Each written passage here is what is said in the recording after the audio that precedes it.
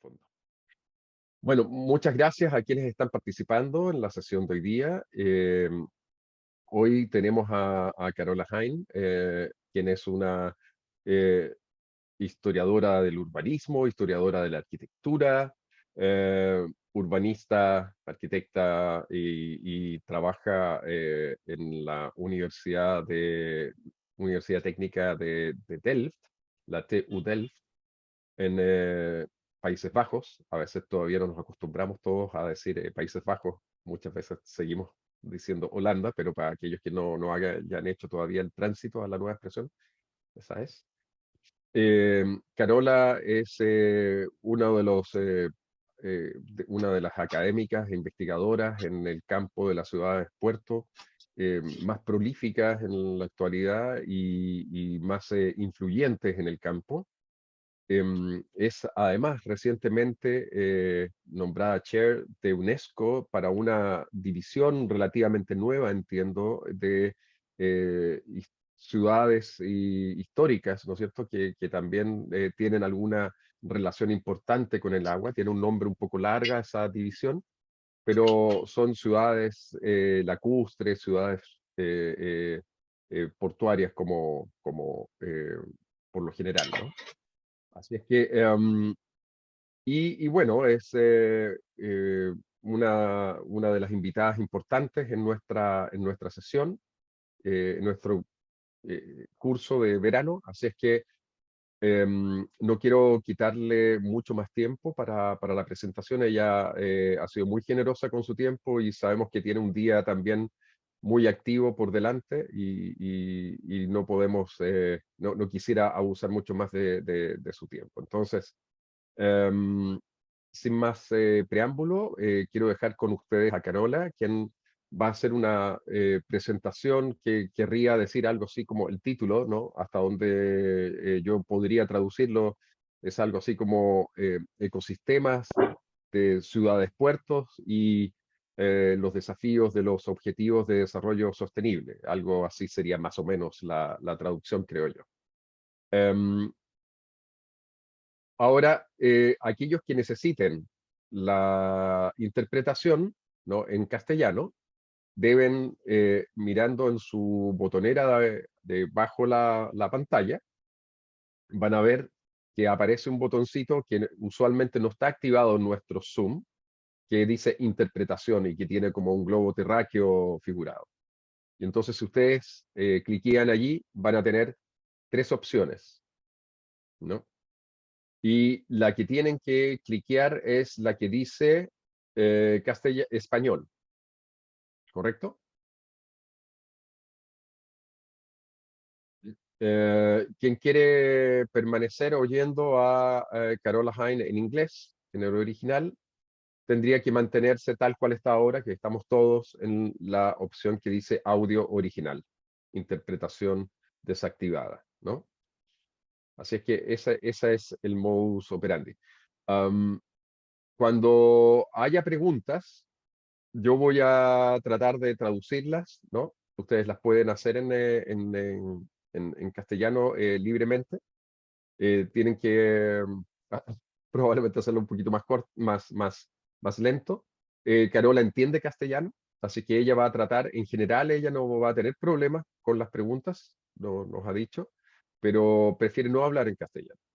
Entonces ella va a poder entender, y si hubiera alguna dificultad, ahí voy a participar yo también para tratar de poner más claridad en caso de que haya alguna dificultad de expresión allí, o de claridad en la comprensión. Bien, así que sin más preámbulos, Carola, nos dejamos entonces con Carola Hein y bueno, nosotros vamos a seguir recibiendo probablemente algún público durante la sesión, pero no vamos a cerrar todavía la sala para que se puedan seguir conectando. Muchas gracias.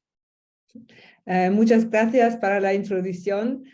I'm going to continue in English. I can understand Spanish, but I have no practice of speaking it at the level of the research. It's a pleasure to see you all. Some names I recognize from articles that we've been writing or that you've published for some of the special issues we have been doing. So thanks again, Hernan, for the invitation. It's a real pleasure to be here. And feel free to interrupt me at any time so that we can also have an exchange, which is usually much livelier if we were to be in the same room. And I understand that Francesca Savoldi yesterday gave about what we are trying to do with Port City Futures. And if I have to summarize in a few words, it's about, you do need to allow me to share screen. Then I can open my screen. Hernan, I don't know who's the owner of the... yeah. So, Luis, ¿puedes dar la... share screen, per me lo dice en inglés. Está en chat, record. Okay. So what Francesca was already talking about yesterday is that we've been bringing together a network of people who are interested in port city territories. And I'm insisting on this term that we are going beyond the port to engage with the territory at large. So Hernan and the article about the extraction of wood and the way in which forests are grown and then lead to the transformation of a port. So you can add more on that yourself. So I hope Francesca also mentioned to you that the goal is to see how these spaces of beyond the edge of sea and land, so both the maritime spaces and the spaces, the city spaces or the landscape spaces, are developing, what the institutional relationships on these spaces are, but also what the culture is. What are the stories we tell about it? How do we approach it? And how should that potentially be changed if we want to have sustainable development? So that in a nutshell is again what we try to do with Port City Futures, including these kinds of films, the magic of port cities, so more cultural, more interpretational approaches. The fascination for me for port city territories is one of resilience. Here's what I found. Now, Siri wants to talk with us too. So the idea is that port cities have a special quality, or port city territories, of adapting to change. And my argument would be that the people in those areas, the decision makers, the elites, and even many of the workers, the locals, have traditionally worked together to maintain maritime flows, to facilitate the transition of goods. And you can certainly say there's always exploitation, it's not for everyone. But I do think that over time, there have been systems where a bigger part of populations has worked together. And you may say then, yes, that is true for, say, the Hanseatic cities, the city leagues. It may be less true for colonial ports. So those are the kinds of conversations that I would like to engage with. And this for me is important, also in line of the theme that we are discussing today. So port city territories as ecosystems and port city territories and sustainable development. So when we think about these shared interests and needs and these overlapping goals as an ecosystem, we should assume that there are some symbiotic processes, so that one action supports the development of another factor. Most of the time, or often, this can happen, but you can also have a sort of parasitism where one extracts energy and funding and ideas from the other. And so looking at both port city territories, say in Europe, where goods are imported, and port city territories in other parts of the world where extractive processes are taking place, I think it's very important to put these into connection. And the way we've been looking at it is also through the lens of porosity. And what I mean with that is that we, as we consider port city territories, we have to look carefully at boundaries and flows. And that's one of the fascinating parts for me of these ecosystems, that we cross from a maritime space, from a water space, into a land space. So this transshipment, or this crossover from one element into the other, is at the heart of how port city territories develop and function. And they have a lot of embedded knowledge on how to live with water.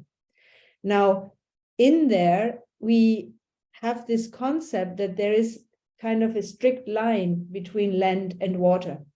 But in reality, that's not the case. Whether it's different types of waters that meet, whether water enters the land or land is built onto the sea, we always have a kind of porous zone. Imagine even the tide going back and forth. And this porosity can be physical, so water entering land or the other way around. It is also social and cultural in many ways. So it's also about the imaginaries that connect a city to its water foreland and the other way around.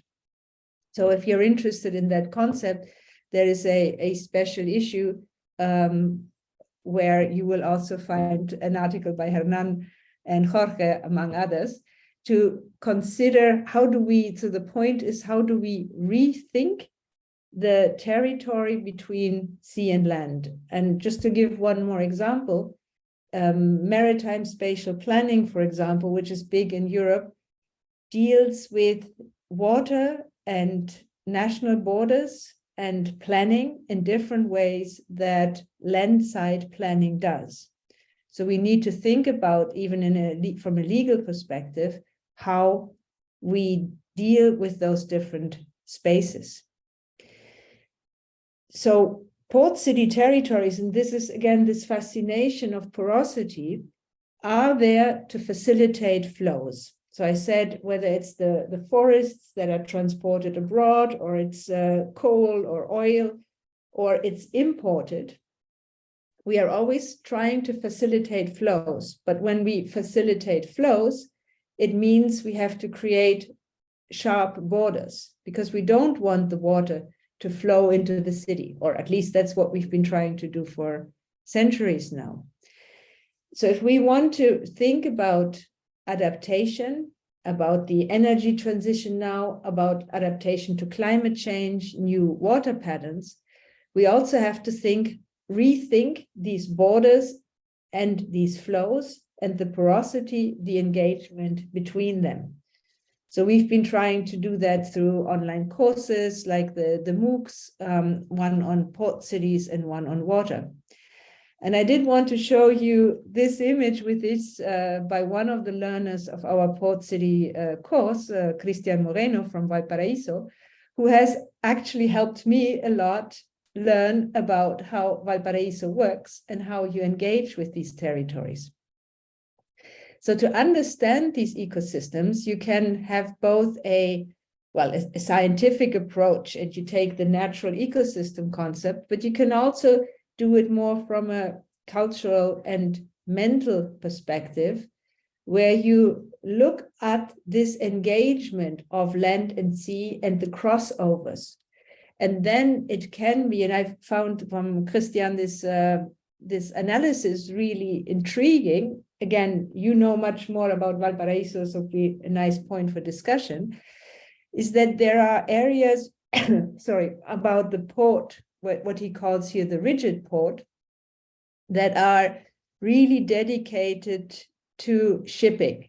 And there are more areas where the fluid port, which I take to also mean leisure activities taking place, and a more fluid city.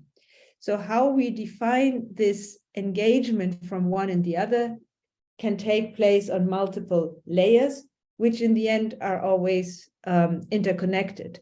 So one thing that Christian talked about is the way in which even the World Heritage Site has traditionally been preserved from fires through the humid air coming from the mountains, in the gorges.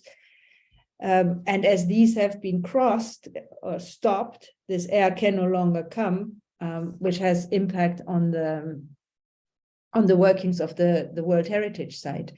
So these multiple engagements, I think, are what we can then consider as an ecosystem. There's a physical ecosystem, there's a institutional ecosystem, and there are cultural ecosystems.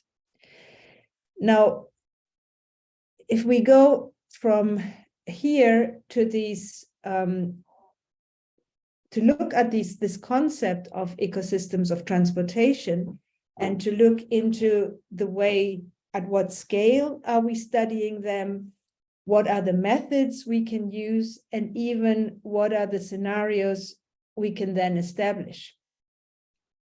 So this is why, for me, I'm insisting on this idea of the territory as something where these flows take place, which is bigger than only a waterfront. Because for many decades, we've been focusing on waterfronts as our space of investigation when we look at urban planning and at urban history and so on.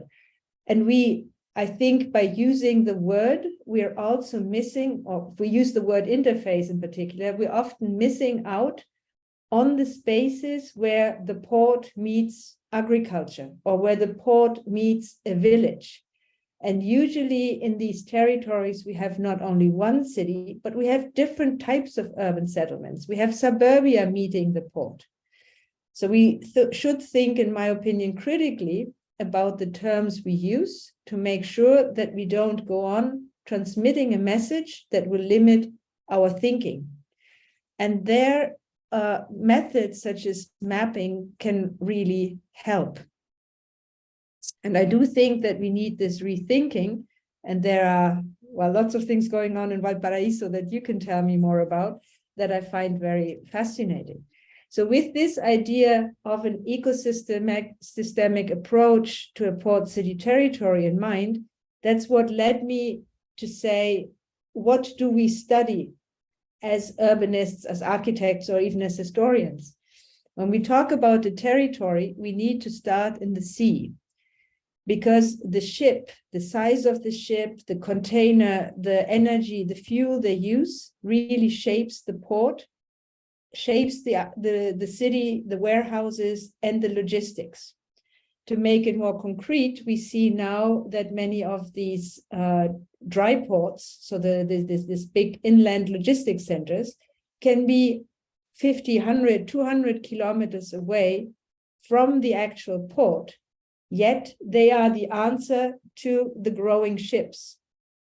So for that reason, I think we need to start in the sea with the big ships. And you probably all have heard about Panamax ships and Super Panamax.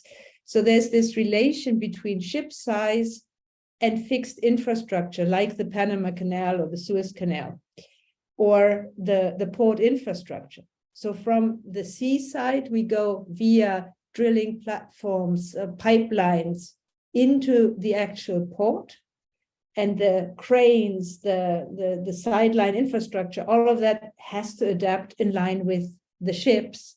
Otherwise, a port is no longer a major international port, but may become a smaller regional port. And those are then the decisions to make. A city can say, or if the city government owns a port, a city government might be able to say, no, we don't want to grow because it will create a problem for our city. Most of the time that doesn't happen. And if the port is of national importance, well, then the nation will say, whatever the city wants, we will grow the port.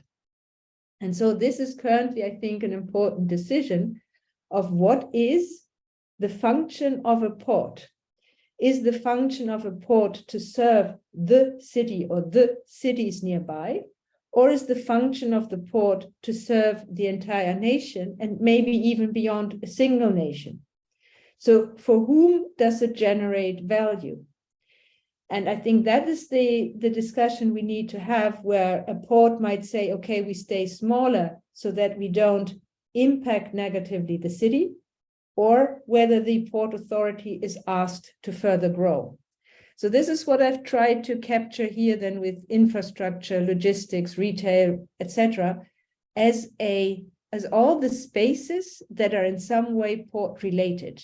And then even the forest in the hinterland becomes a port-related entity, or extraction of petroleum, or whatever you can think about. And it goes both ways. So it can start in the hinterland and be shipped away, or it can start from the ship and enter the territory. And the way, sorry, and the way if these are the spaces of the ecosystem, it doesn't mean that same ecosystem is also represented and known as such. We will often see that whoever guides the institutional thinking will tell their own stories, their own narratives, or develop their own mindsets. So in specific times and places, you might see a story about the port as the hub of the refinery, or the port as being a global player. In other times, the same port may tell a very different story. So it might not be very interesting. Let's say in Europe, the port of Hamburg will not say, oh, we are great on oil. That would be coming across very badly with the citizens, right? And ultimately, the citizens will vote for the government which owns the port. So the stories we tell about how the port functions and who is involved change over time. And so that's what I tried to capture with this line. What is the scientific media, the corporate media, the popular media? What are they all telling about the port? Which are the elements they emphasize? And to make that perhaps a bit clearer, you could think about cruise ships. So ports like Rotterdam will say, we want the cruise ships in the city because that's the only element of the port that we really still can see. So to create this mindset, this buy-in, this love of citizens for the port, we want to see the big ships. Whereas others might say, yes, but having these big ships is also having a health effect because they are not yet run on electricity. So should we have them in the city? So whether you tell a story, oh, cruise ships are great, they give you the love for travel, they bring tourists to the city, or whether you tell a story about cruise ships are big polluters, will give you a very different press and will give another story to the future of the port. So that's what I'm trying to capture in this slide. I'm also just trying to look at the chat. So if you, Hernan, feel free to interrupt me, but I think you've been translating already more or less what I said with on porosity, for example. That was it. Okay, great. So to give you one more example why I think it is important to talk about port city territories and go beyond the waterfront discussion, and that's what I'm showing you here. So there's a nice site called windy.com, which is based on open access data from Copernicus, and you can look at NO2 pollution, for example. So here we see the coastline of the Netherlands. This is the North Sea. Here is the port of Rotterdam, getting all the way into the city center, and here's the city center. These are all other cities, Dordrecht or Zevenbergen, etc. So you have plenty of cities. If we talked about the port city Rotterdam, we would be looking at a small area here. But the impact of shipping, both on the sea and the industries, the refineries on land, as you can see, goes into a huge territory, and it's blown over by the wind. So the health impact of having a port in terms of environmental pollution is not staying within the borders of the port. So everybody who's impacted by it should have a say, right? So you should say, if I'm breathing in that bad air, I want to have a say on the port. But often it's even more complicated than purely air pollution. So there's a tiny little village somewhere around here in the port, historic village, and that port, that village has the people living there have a very long life expectancy. So it's also a question of how we define health in this ecosystem. So health can be calculated to what is the air you breathe, and should you be jogging here? It can also be calculated as well-being. So if you have work, if you have money, if you have good shops for food in the proximity, this all increases your health. So you might be living in a very bad air, but you might have a lot of other factors who contribute to your longevity. So while this is a tiny village here in the port, there are probably people who get a good salary from the refineries, who have good insurance, who have all kinds of benefits that are actually balancing out the health impact of air. Whereas you have a migrant district where these health impacts of air come on top of less education, less funding, less access to insurance. And there you see also much less longevity. So it's a very complex topic to judge the health impact of a port on a city. And we've tried to capture this in these images to say it's always a kind of gray zone. The cruise ships are great in some ways. They're beautiful, they're attractive, they make you dream of tourism, but they're also polluting. And what do we do if we have 5,000 tourists streaming onto a small island like Curacao, and the school kids can't even get there because there's too many buses running around? So there's always this line in between, or logistics going through a neighborhood. Whose value is now more important for the future? Is it about global capital, or is it about local decision making? So those kinds of questions are really intriguing to figure out in this complex territory. And particularly, and again, why I'm arguing about territories, the port in itself is never sufficient. It needs infrastructure to leave and to get the goods to another place. So the port is not an island, it's always connected. And these connections then run through the larger territory. And so this balance between the port delivering services to its nearby area and being served by it is very important. So whether it's a parasite or whether there's a real symbiosis with the places that the port is actually connected to. So in the case of Rotterdam, again, we have the port of Rotterdam here, the historic city of Rotterdam. You could think about a symbiosis. These are greenhouses. The Netherlands is actually a huge food exporter, despite being so small, but you have a lot of greenhouses growing whatever, tomatoes, you name it. So you can think about symbiotic relationships between the port and these greenhouses, whether it's for transport and even for CO2 generated in the port, maybe pumped into these greenhouses to provide CO2 for the plants. On the other hand, there are a lot of new activities, makers districts, new maritime services, 3D printing, where new industries sit in the proximity of the port to provide new maritime thinking activities and creativity at the same time. So rethinking the port as part of this larger ecosystem is the goal. Now, how could we identify this? In one way, so that's why I said the mapping can play a role, and mapping can take on various forms.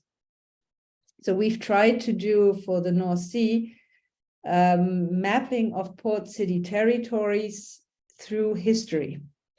And the idea behind this is whether we take London, Rotterdam, or Hamburg and look at the engagement of the port with its territory over time, do we see the same or different developments? Because I think when we look at port city territories around the world, they all serve the same function, the transport literally of the same containers, the same boxes. And yet each port city territory looks different, is differently administrated, has a different culture, has a different engagement with water. And we've tried to capture this on both a temporal and a scalar direction, meaning that we take this perspective of trying to capture the size of the port in its growth. So from here, Rotterdam being a very small port in a very small city, growing over time through the centuries until today. And that is a different approach from saying a historical analysis of the year 1300 at different scales, or a historical analysis of the changes of the same space. So here we would be looking really at the waterfront only, because most of that has been captured. So when we did this analysis of these three cities, if I try to capture it in very brief statements, already by looking at these maps, I guess that you can see differences. And the differences sit in, for example, Rotterdam, the port and the city in 1300 were about the same size. In the case of Hamburg, you see that the port, this may be more difficult to see on your screen, but there's a lot of little black dots, so the port really entered the city. In the case of London, the city is much bigger than the port, even though we all know that London is a big colonial port. Britain ruled the waves. Still, the transshipment early on was at the so-called legal case. Now, if we look at these developments over time, for each of these cities, we see, I would argue, that in the case of Rotterdam, the port was always in the lead. So you kind of see the port sneak out and run away from the city, and the city trying to catch up, or actually the cities, because this is Rotterdam, but this is already The Hague. This is Delft, where my university is. And there's lots of other cities. So we see an urbanized territory. We see agricultural areas like the ones with the greenhouses. And we see traditional places even located in this area. So there's one big port, but a number of different sized urban entities. So that's a very different ecosystem than the one in Hamburg, where we are dealing with a city-state. So Hamburg is both a city and a state until today. So it's one of the German states.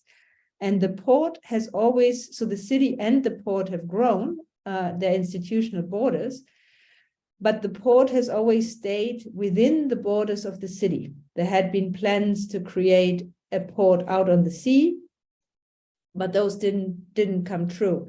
So there's a real tandem between the interests of port and city, and one controls the other to a higher degree than in Rotterdam, which is one of the reasons why I think there's a higher mindset or a higher port city culture. In the case of London, the city has been so dominant, even though these constructions for that the privately run port has basically been pushed out or run away from the city, where the city government has had the main control. So in that sense, everybody hosts the same goods and ships and containers. And yet, in relation to the urban form, we have very different, or the landscape, we have very different spatial patterns and institutional practices and even cultures. think also about the economics of the port, landlord ports, etc., different practices.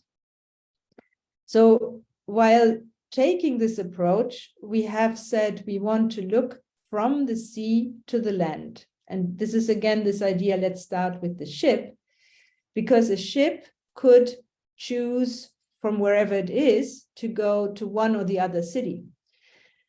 And that means they have we need a different look at national borders, for example. If we look at the North Sea here, this is Denmark, we have Germany, we have the Netherlands, we have Belgium, we have France. So you could enter, even to reach this industrial area here in Germany, a shipping company can decide to go through Dunkirk, through Antwerp, through Rotterdam, through Hamburg. So we need to look from the sea to understand how these spaces are done. If we take a land-based approach, we often forget about this and we put the national borders first.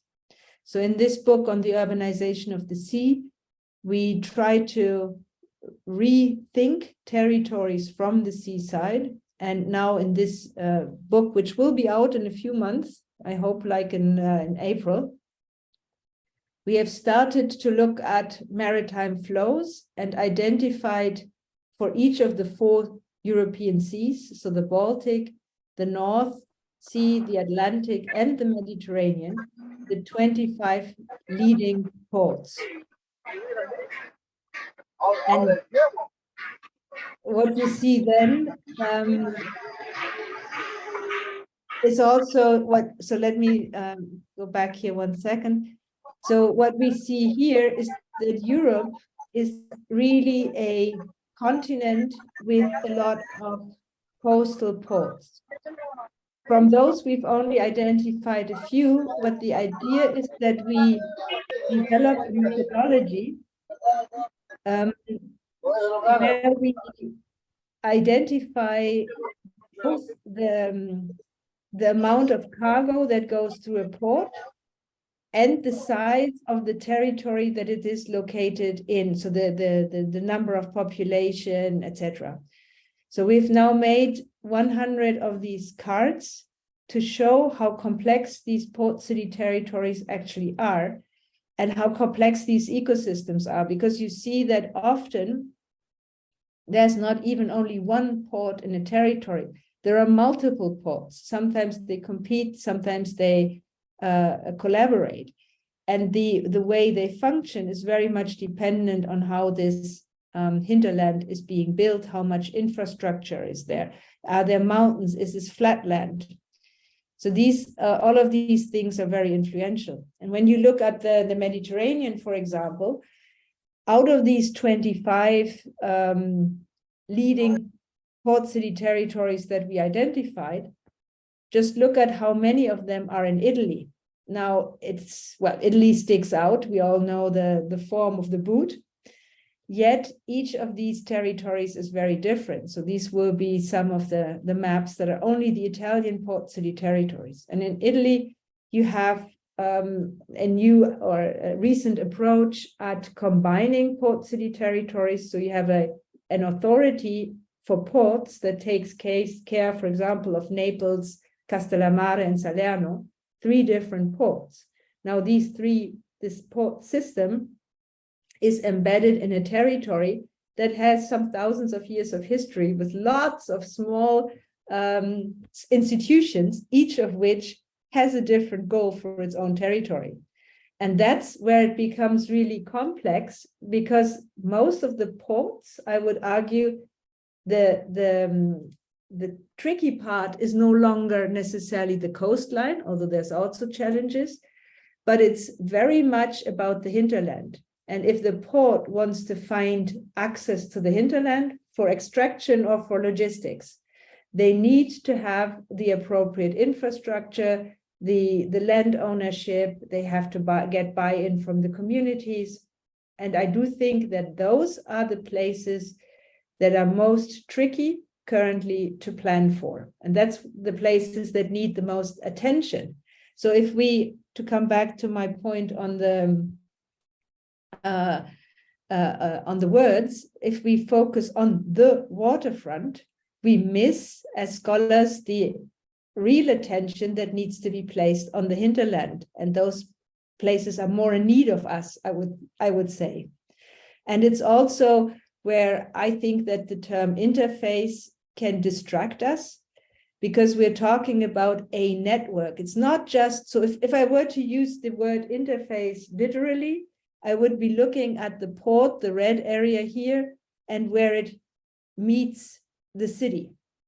But that's only a small part of the problem. So that's why I've been trying to either weaken in some ways or rethink the concept of the interface from a larger perspective. Here's another example from Bilbao to just give you an idea. And it also still shows different colors, so it's not completely finalized yet, but it is getting to the printer. And I have to say I'm quite excited about what this will be. And just to give you one more idea here, these can be very different. A place like Algeciras, for example, even crosses water.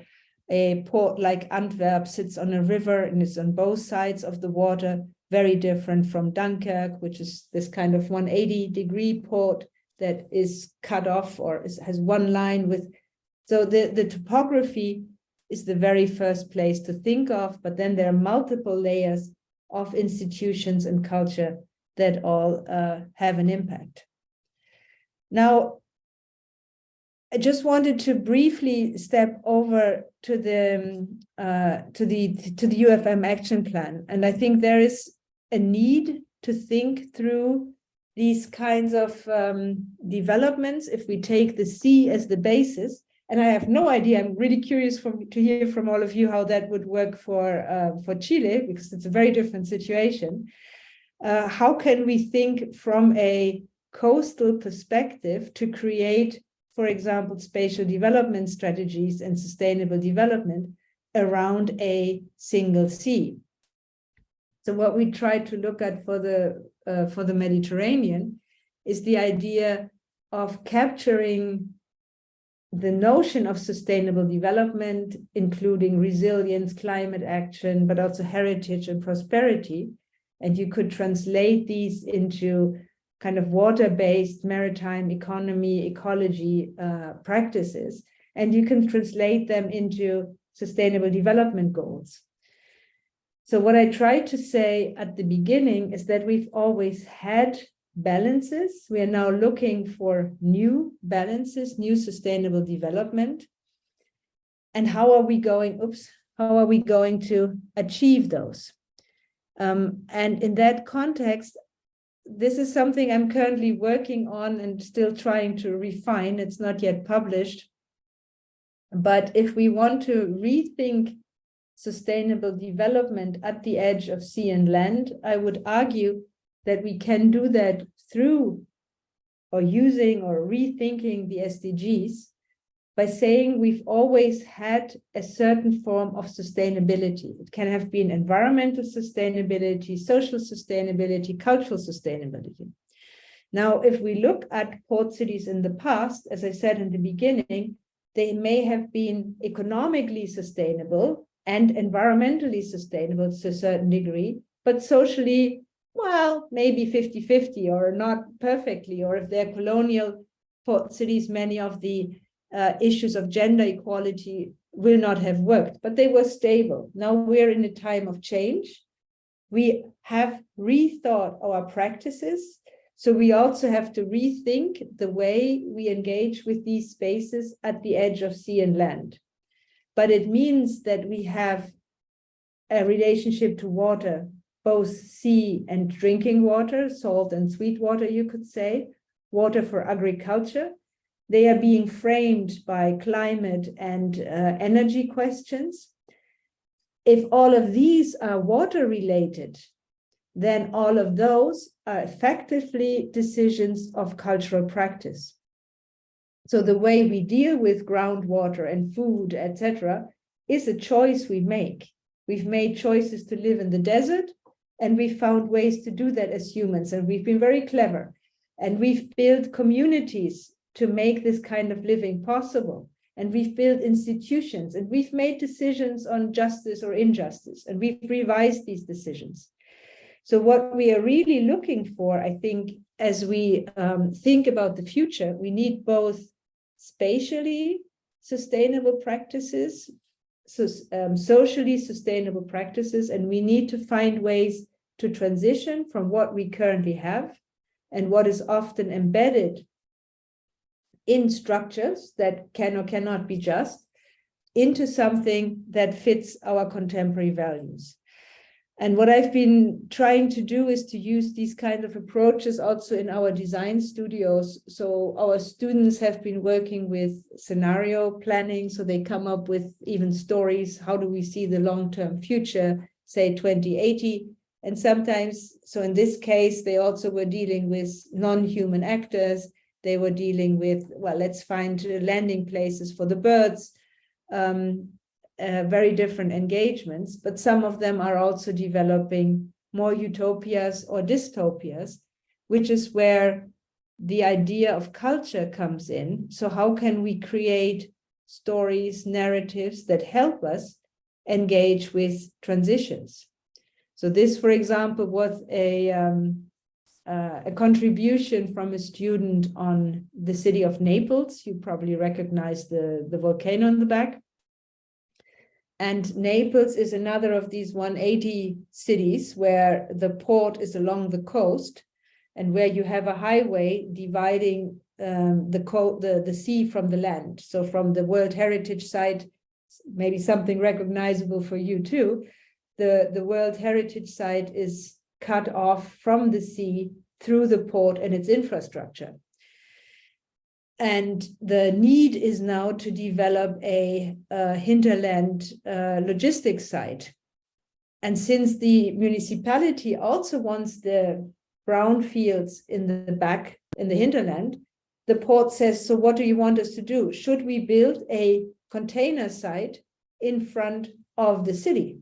And that's what our students then started playing with, by saying, okay, if we can't get access to the hinterland, we have to claim the sea, which was the argument of the Port Authority. And the students then went further. And you can probably also call that a kind of dystopia. Here again is another fiction for Naples, where the students were saying, well, sea level is going to rise, so let's build a floating port. So I do say I'm showing you these because I think that we need to, in order to change our minds, we also need to have these very extreme thoughts. And in some ways, I thought that Naples, also thinking back of Cristian Moreno's mental map, maybe these are kind of interesting themes that speak to each other. So it goes as far as these kinds of drawings from our students, or much more concrete investigations on how can we change oil ports or oil stuff, or this maybe I'll stop. I will show you a few more images, but then I'll stop. So this is the idea: what do we do after the explosion of the port of Beirut?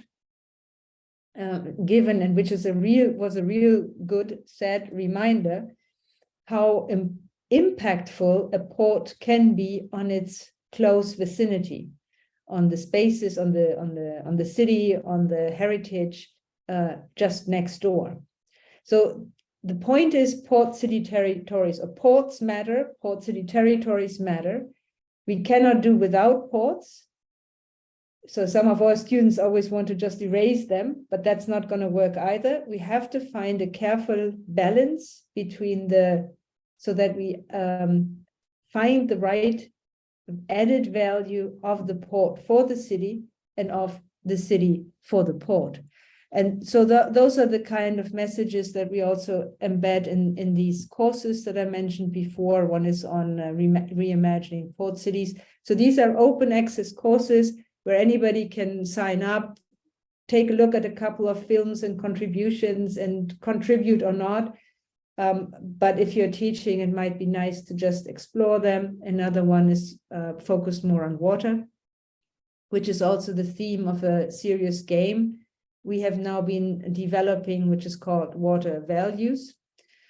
And yes, so we're trying to build a narrative, an argument, a discussion on these themes of space, society, and culture, also through the blogs here, because we are convinced that port city territories need attention, we need new concepts, new words, we need new tools, and we have to bring that in one way or the other to actually the practice and the spatial planners, the decision makers that are actually working on these sites. So I'll stop there. Thank you very much. Hey, thank you very much, Carola. So this was a wonderful presentation, really, really interesting and motivating. You know, it gave us lots to chew, you know, for a long time, I guess, you know, to everybody. So thank you very much. And so now we do have, you know, the floor open for everybody to I don't know, make their own contribution, comments, or questions. I will say now that in Spanish, so that everybody can also understand us. Recuerden que ahora ustedes tienen el espacio, ¿no? Para poder hacer preguntas, comentarios, ¿no? Carola va a poder entender en castellano, así es que no se limiten en ese sentido. Yo voy a ayudar en la medida en que eso sea necesario. Así es. Así es que ahora queda el espacio para observaciones y preguntas. Ok, nuestro colega y amigo Jorge Budrovich. Jorge, por favor. Hola Carola, un gusto escucharte, un gusto verte. Disculpa que no pude prender la cámara antes. Insisto, muy interesante tu presentación, no me esperaba menos. Nos aporta mucho en nuestras propias intuiciones, tópicos que nos interesa investigar. Y a propósito de esto último que mencionabas y que tiene que ver con yo sé que es un tema permanente, pensaba en las representaciones de la relación ciudad-puerto, pero también en algo que me llama especialmente la atención, que es la relación entre los soportes con que uno elabora esas representaciones. ¿A qué voy? Cada época ha tenido unos determinados soportes, ¿cierto?, que tienen que ver con las tecnologías, donde se realiza una inscripción, ¿cierto?, de lo que estamos imaginando. Nosotros, que también somos unos soportes, somos soportes humanos con límites y posibilidades, ¿cierto?, de ver. Y bueno, estas diferentes soportes y tipos de representación son, por ejemplo, los dibujos, los planos, el cine, pero ahora tenemos algo que mencionaste recién, los juegos serios, los videojuegos serios, que nosotros en un proyecto anterior con Hernán, con unos australianos, vimos que ellos recurrían a un juego serio que se llamaba Cargonauts, que está online, ¿te acuerdas, Hernán? Y que fue exhibido en el Transmedial en Berlín. Era un juego de unos estibadores, ¿cierto?, que organizaban una huelga en un terminal en el Pireo, en Grecia. Entonces, claro, yo creo que estas formas de representación que solo se hacen posibles con estos soportes que son muy actuales, nos ayudan mucho a entender también las complejidades de esta relación ciudad-puerto y de estas relaciones que tienen con el hinterland, con los entornos cercanos, ¿cierto?, que son diferentes escalas y que cuesta verlas con nuestra simple percepción, ¿cierto? Hay que hacer mucho esfuerzo, hay que hacer un esfuerzo de abstracción. Entonces yo quería preguntarte sobre qué límites ves tú a estas representaciones, a estos recursos. ¿Qué es lo que no nos dejan ver? Sobre todo pensando en que durante uno de los cursos de diplomado de Sabah, uno de los participantes, que era un agente portuario, ¿cierto?, de la industria portuaria. Él dijo, mira, el problema con las representaciones actuales de los puertos, de los terminales, que es difícil encontrarlas también, ¿cierto?, entre la gente que vende recuerdos, ¿cierto?, a los alrededores de los terminales. Decía él, es que son transhumanos, posthumanistas. ¿Mm? Entonces, por eso insisto en esta pregunta, ¿cómo ves tú eso? O sea, no, porque hacer participar a las comunidades considerando eso es difícil, porque es difícil y nos obliga a tener que elaborar más de estos videojuegos serios o representaciones digitales, ¿cierto? Y también aprender a divulgarlas, ¿cierto? En Chile hay concursos de divulgación científica. Con Hernán intentamos postular, ¿cierto?, para relevar el tema Ciudad Puerto, pero no siempre con éxito. Ahora sí hubo un éxito recientemente, por fortuna, pero yo creo que es un desafío también. Pero eso, hablé harto. Gracias, disculpa por extenderme tanto. And maybe, Hernan, you have to help me clarify what the exact question there is. I think you're asking also, how can we make this, how can we actually improve it, and how can narrative stories help? Am I getting that right? Or am I missing something, Hernan? You are getting it right, but it is not only like a narrative in writing or in text, but also, you know, in other kind of codes maybe, and different ways of instantiating a message. So it can be mapping or anything that, or this kind of game. So, but the main question is, how do we deal with representation of different alternative developments and the dilemmas? I guess that is more or less part of the problem. And I think one of the answers is what Francesca is doing.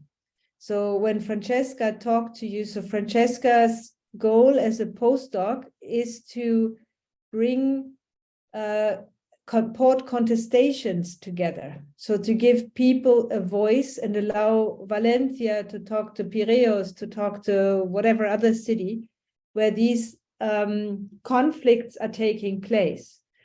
And that's one element, because I think, and for example, one port sometimes said to me, well, those are things that academics can do. Those are not things that are directly in the goals of a port. And I do think, I'm just trying to think of examples, but in Philadelphia, for example, my former hometown, you had you really missed waterfront redevelopment. Camden on the other side was advanced. And then you got a new coalition. So Harris Steinberg at the time put together a philanthropy with a journal, with a university. So not really port players, who started to shift the dialogue. So I don't think there's one single answer. It's not one game that will make the difference, or one podcast, or one this, but it is about I think it's about all these tools together, creating more port city culture, more awareness. We need to bring the port and its activities back into our thinking, into the thinking of the people, because then they also have an interest in starting to share it. And it can't be an image like this is the port of the 19th century. No, we have modern ports. We need them. We all wear clothes that have come through them. So let's be aware of what they are. Let's know what they are.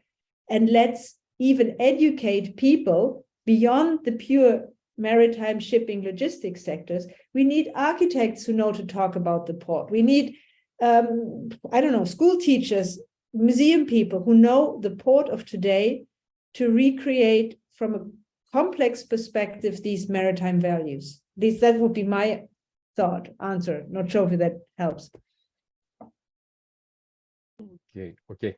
Yo voy a seguir el orden de las palabras como yo he visto que se han ido presentando, porque tenemos algunas preguntas que se quieren hacer oralmente y hay otras que se han ido presentando también en el chat, ¿no?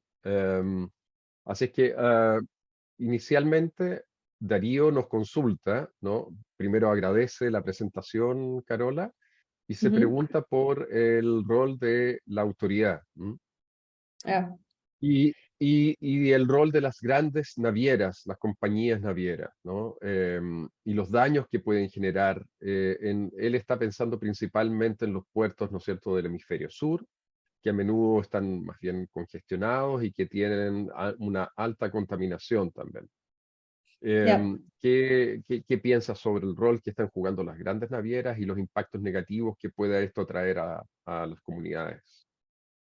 Yes, and I think that's also a question about competition again, because as soon as one port says, if Rotterdam says we don't take the coal ships from Russia or the polluting ships from a specific nation, then Antwerp will say 100 kilometers over, we'll take them. So we need to have, and maybe I'm thinking too much of the European context, but we need to have a European policy that allows the ports to collaborate to a certain degree and not only to compete, because otherwise they will not be able to make these kinds of legislations that say you have to have electricity, ship to shore, etc.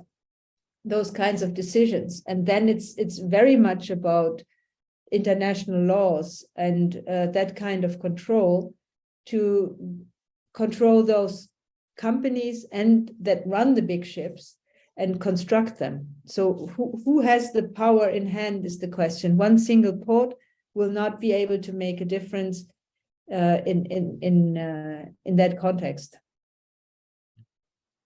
Ok, muchas gracias, Carola. Muy claro. Tenemos también la pregunta entiendo que esto debe ser Saba Asrari. Si es que puedes, Carola, desarrollar un poco más la idea de ecosistema portuario o ecosistema y ciudad puerto, ¿no? Dando quizás o intentando alguna definición y si es que tienes algunas referencias sería interesante también, ¿no? Saba es una investigadora también y consultora que trabaja en esta temática. Perdón, Hernán, no es esa la pregunta, es sobre Por favor, el término de ecosistema. Yes, so the notion of where the notion of ecosystem comes from. Sabah, there's a new special issue coming up in maritime economics and logistics, where we've tried to work on this idea of symbiosis. And underneath it, you also know Maurice Janssen. So Maurice has been working a lot on different notions of ecosystems. So if we want to look at literature, I can send you some of these. I'll point you to some of those articles. Does that help? Okay. The introduction is not published yet, but it is almost there. It should be, the special issue should be out in May, but most of the articles already published with an idea to looking at this concept also of symbiosis. Okay, thanks, Carola. But I think it would be also interesting for all the students and the participants of this workshop, if you can just give a definition of what you mean by ecosystem. I think it would be great. Maybe it's, yeah, I'll try briefly, but this whole notion, also if you think of notions like ecosystem services, so that you have to give back, you cannot only just take, but there has to be a give and take between port city and its territory. So if you think about the notion of ecosystem services, and then think about different layers of what these ecosystems can be about. So I think that's the, and then you can think about environmental ecosystems, but also institutional, social, cultural, ecosystems where one has to facilitate and support the other. So you cannot just take the woods out of the forest without replanting. So there's always a give and take situation involved in it. Maybe I leave it at that. Okay, thanks. Ok, tenemos entonces ahora la pregunta de Fernando, si la puedes tú decir, por favor. Sí, hola. Mi pregunta es netamente conceptual, porque escuché en tu presentación que hablabas de parasitismo y también he escuchado mucho el concepto de simbiosis.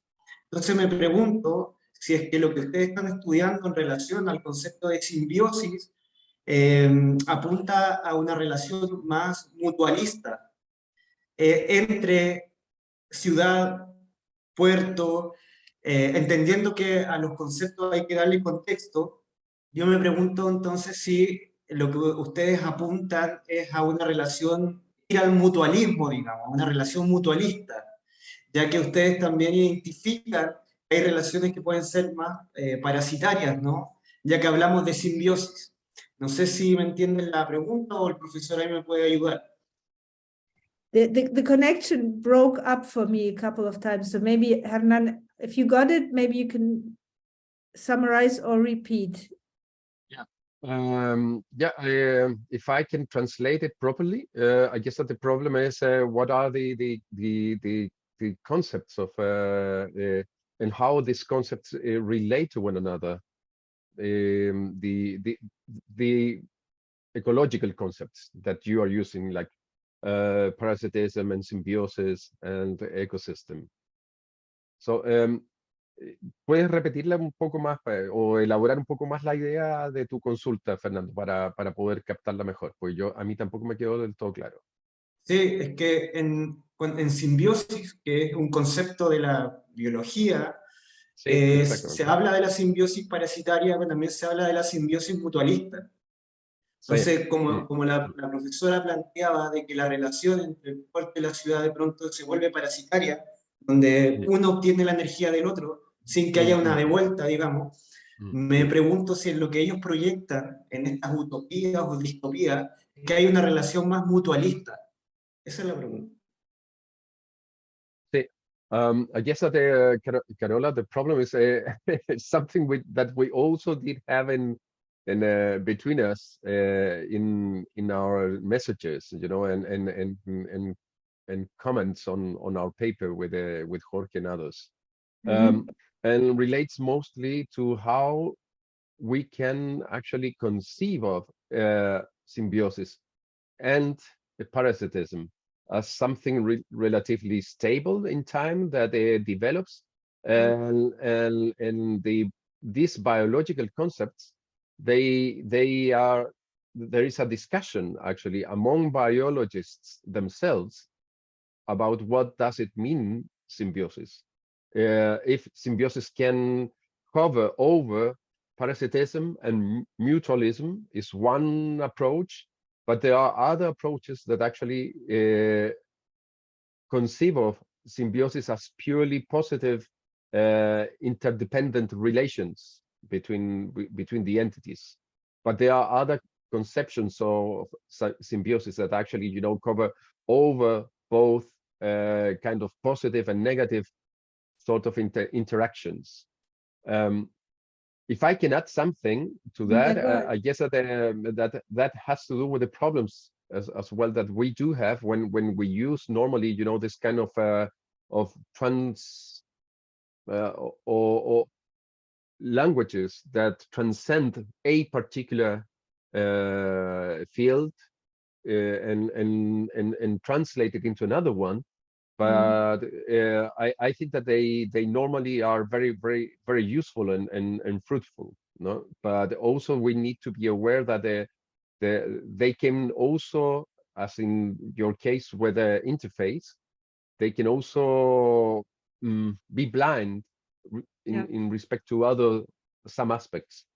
I guess that I was able to put more clarity on the question of Fernando, but it is a more conceptual question. I think it's an excellent question. I'm not sure that I can answer it to your satisfaction, which is perhaps also the reason why we used it for the special issue. So Maurice Jansen from Erasmus is looking at this theme. So he's working for the from a much more engaged, let's say, professional perspective. And so he has been promoting in his work and his thesis also this concept of symbiosis. And yes, you can, I'm not quite going in the way that you want to go, I think. The question is whether we should even be using these kinds of concepts and when they make sense. But what triggered me is also to say, do we even, it's a very positivistic approach to say, how can we make the port helpful for the city and vice versa? And which parts do we actually mean? So, and that's why I said it's not always, we cannot always have a positive impact. So that's when we asked in this call for paper also to think about the negative effects. So this parasitism aspect.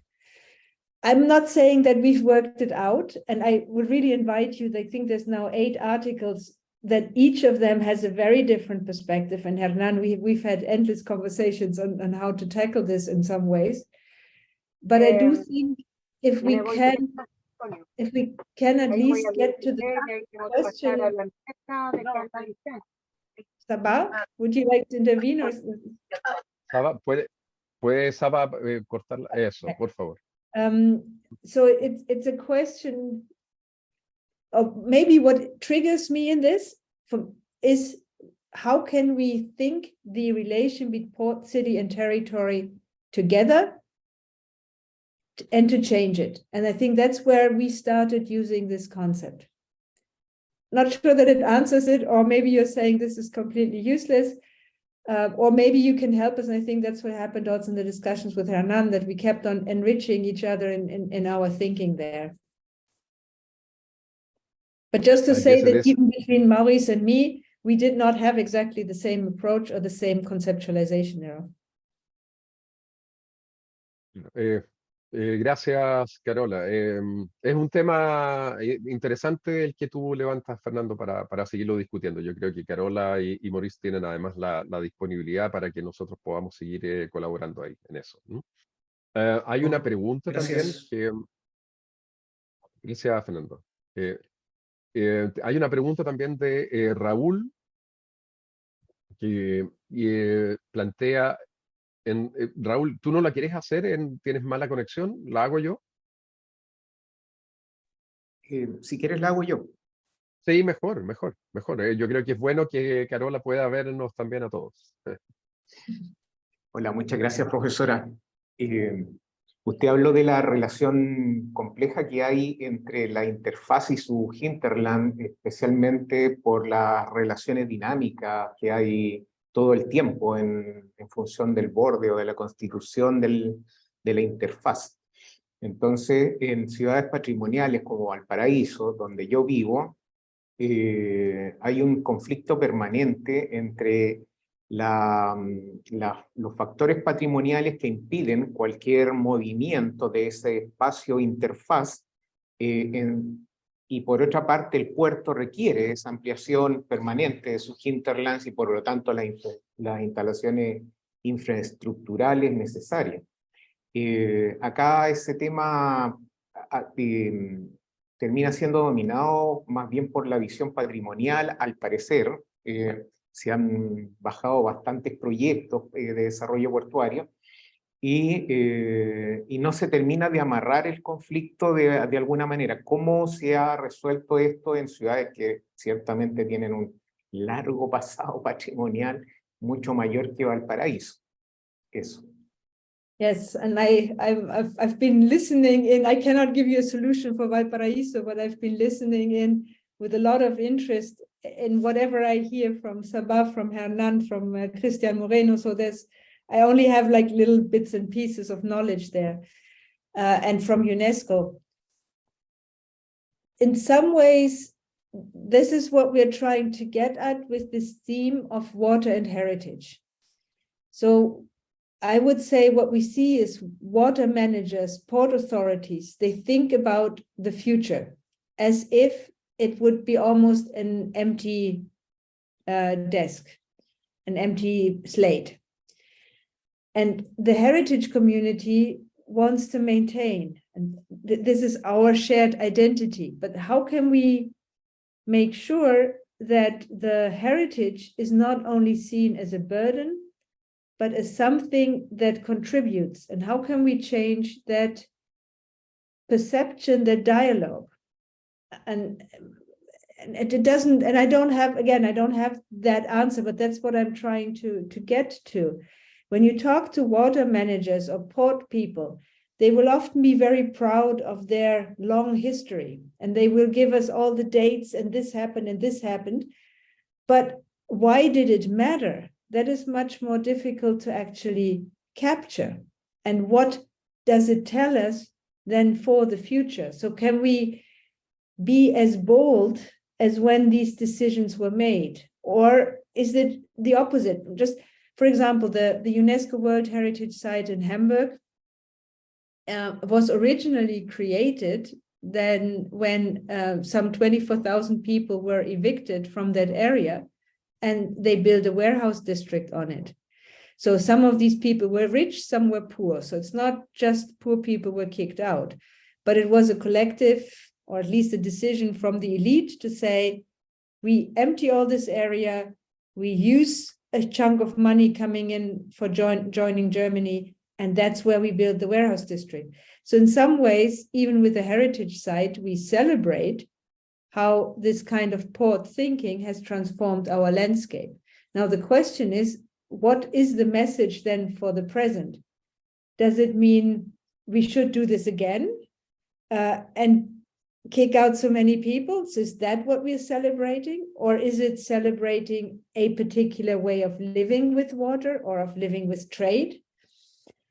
If we could find an answer for those things, that that these historic elements actually make sense for the present, so that we get buy-in from the future-oriented people to save them. And I'm just giving you one example where I think it worked.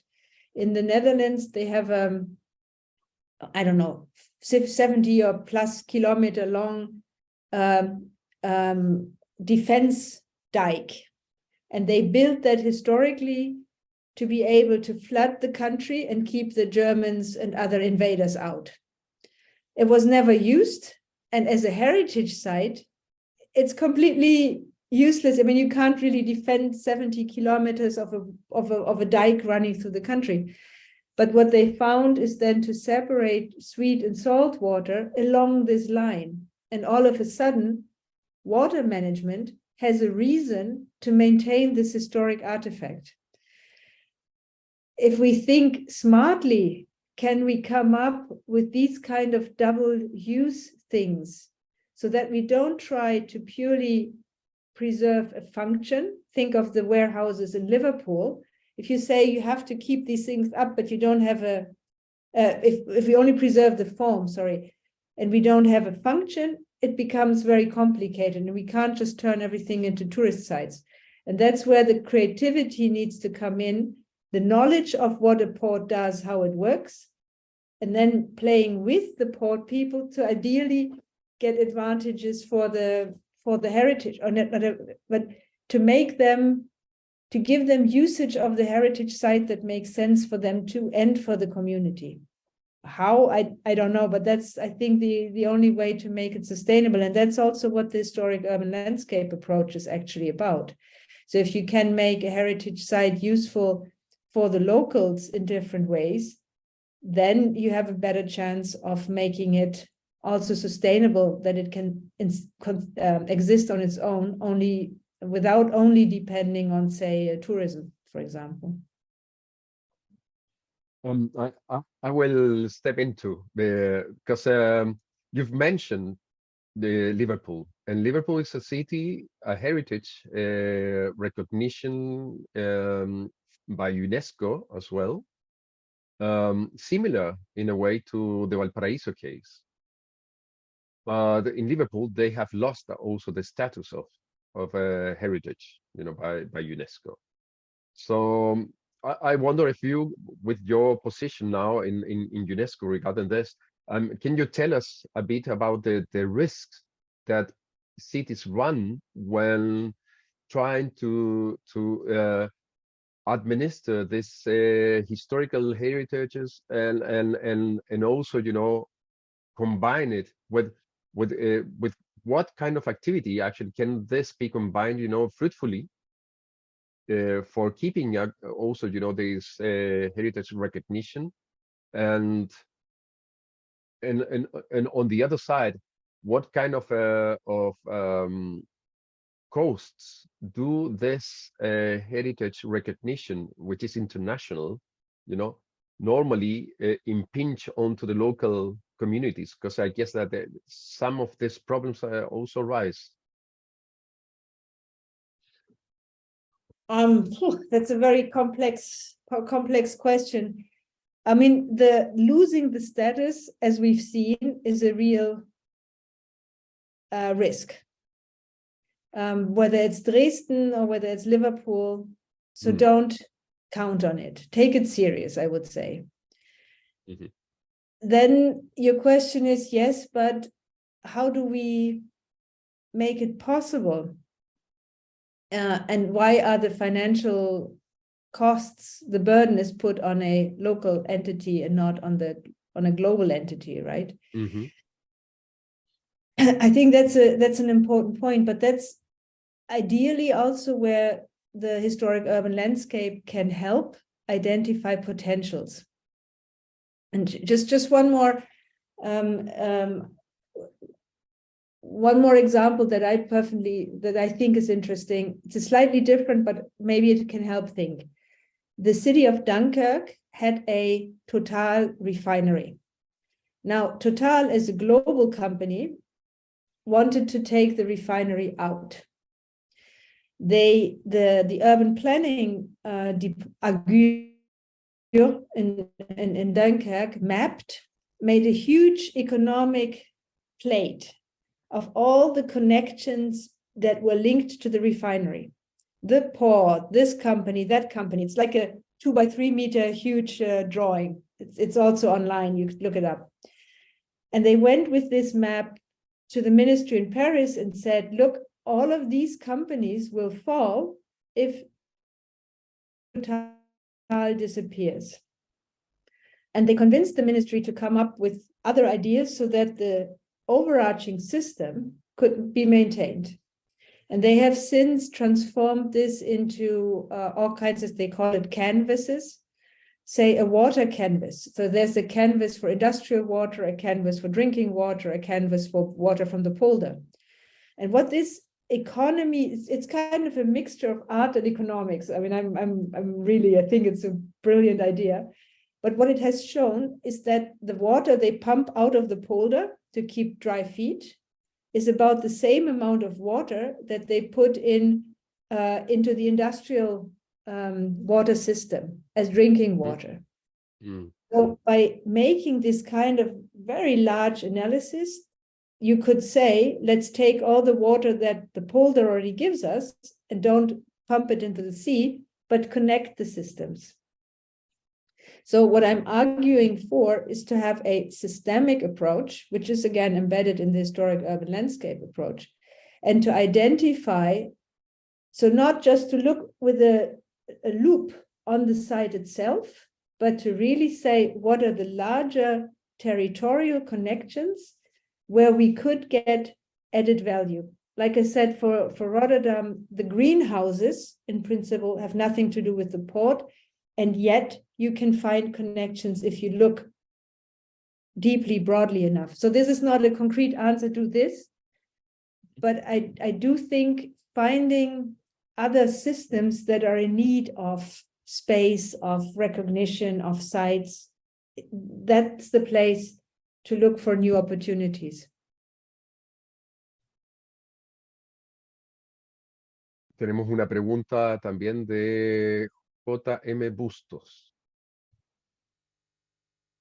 Y probablemente esa va a ser la última porque ya tenemos harto tiempo a Carola con nosotros.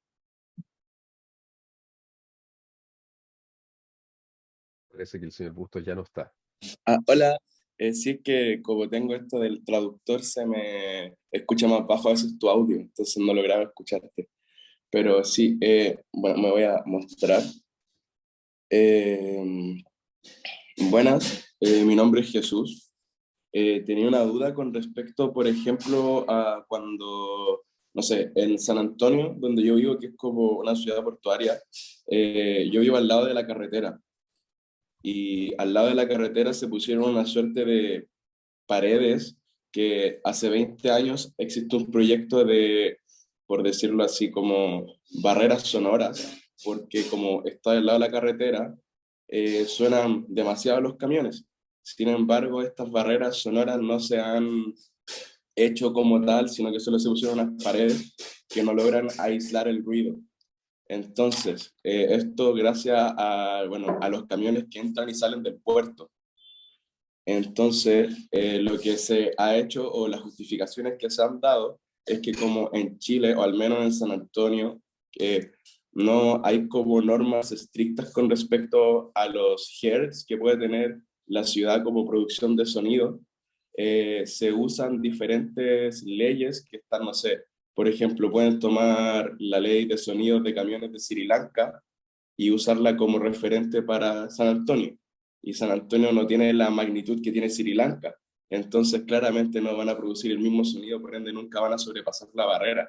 Entonces, mi pregunta es, ¿cómo desde las nociones biopolíticas, o cómo desde la biopolítica, o si tú conoces, desde la biopolítica se pueden generar como maneras de resistencia con respecto a la expansión, por ejemplo, portuaria, ya que en San Antonio hay diferentes proyectos que intentan ampliar esto llamado megapuerto e interferir, no sé, en diferentes zonas que se consideran como santuarios de la naturaleza.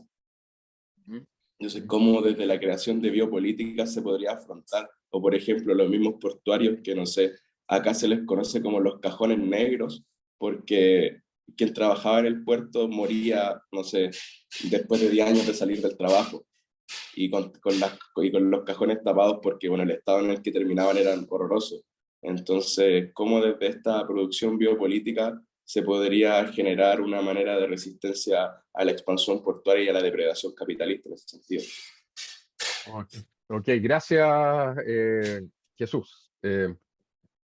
Carola, no sé si pudiste comprender el punto. I think I got it. Let me summarize and then maybe you Okay. want to repeat if I get it wrong.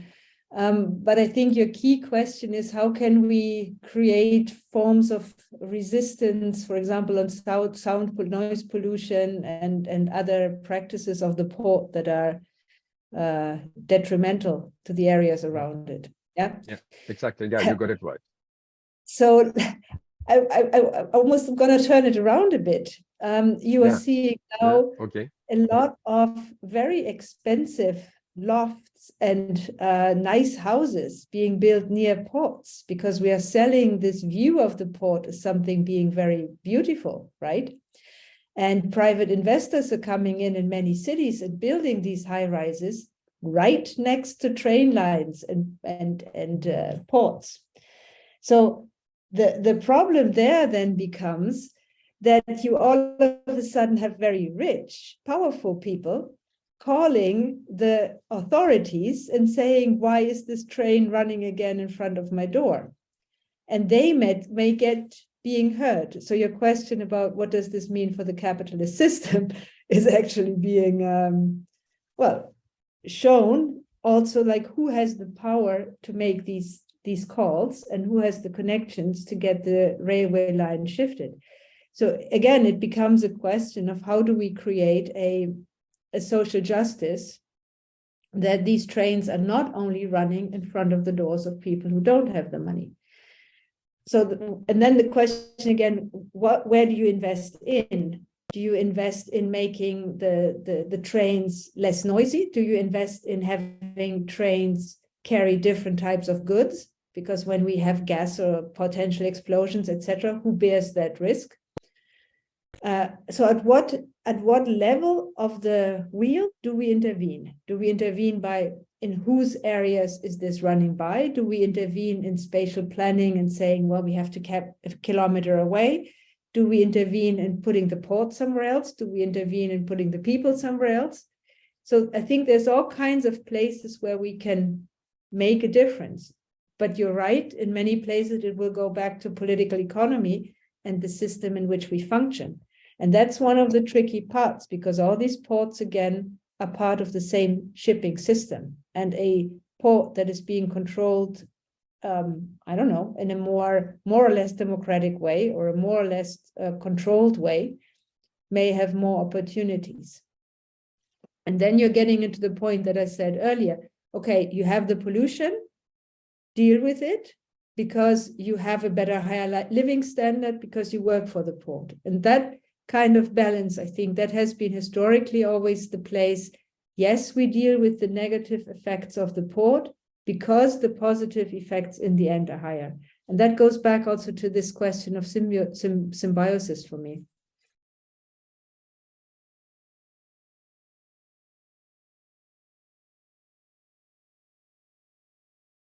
Okay. Quisiera hacer que no tenemos más preguntas y para no seguir abusando de tu escaso tiempo también, Carola.